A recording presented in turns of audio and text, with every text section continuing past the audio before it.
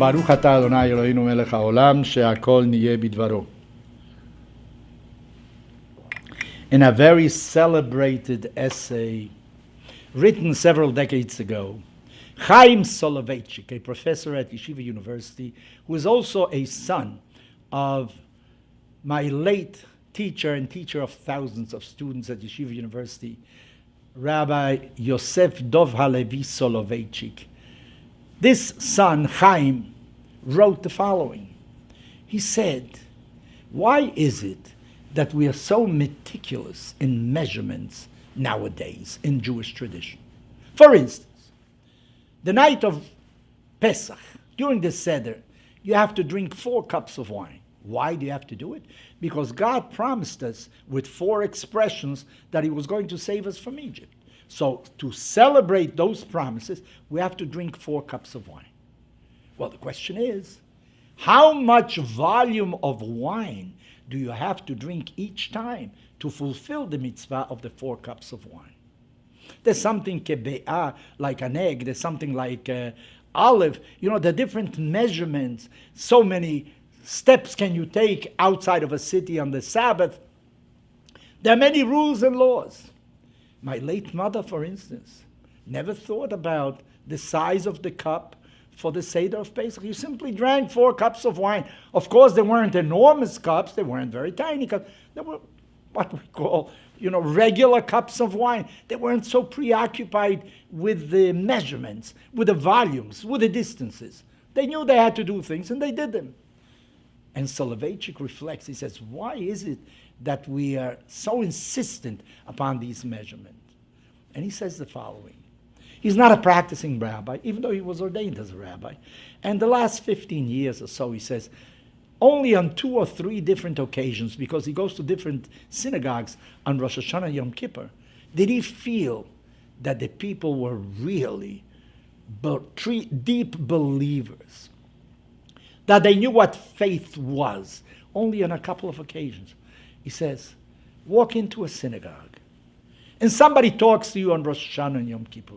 If you really believe that there are books of life and death open before God, that your future is being decided at this moment, are you going to permit that somebody talk to you? Are you going to listen to him? You are concentrated because the judge is going to determine what your future is. You wouldn't permit any interruption. He says, the problem is that we lack a little bit in faith. Science, different technologies. Take a phone that we have today. So many things. You speak here, you can speak to China. You can do so many things today. It is very difficult to have Yirat Shamayim, to have really faith in God. A very dear friend of mine, David Gordon, told me that he heard Rabbi Soloveitchik, my teacher, say on one occasion that today you have better Talmidei Chachamim than years ago. The students of today know more. They dedicate themselves more, maybe because of different reasons of advancement in general, of humanity. They analyze issues better. However, he says, when it comes to Yirat Shamayim, to real faith, deep and abiding faith in God, they're not quite as good. They're not quite as good. They're much less than generations prior to us. Why is that so? Why is that so? Well, Rabbi Soloveitchik says that he remembers his father, his grandfather, when they were in the synagogue on Yom Kippur, during the reciting of the Avodah. The Avodah is the recounting of what happened in the Beit HaMikdash, when the high priest, the Kohen Gadol, would walk into the Kodesh HaKodashim, when he would go into the holiest place of the Beit HaMikdash, and after he would come out, having obtained God's forgiveness for the Jewish people, his face radiated. It radiated because he had been in contact with the Shekhinah, with the presence of God at that time. There is a chant, Mar'eh Kohen, what the appearance of the Kohen was. He felt it. He says when his grandfather recited that, somehow he relived, he inserted himself into the atmosphere of the Beit HaMikdash. Something that is maybe very difficult for us to do today.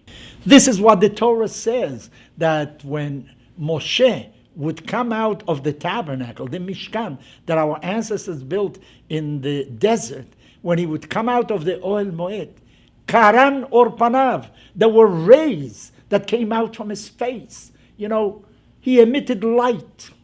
Since the Torah is written without vowels, only consonants, some people interpreted the word Karan as Keren.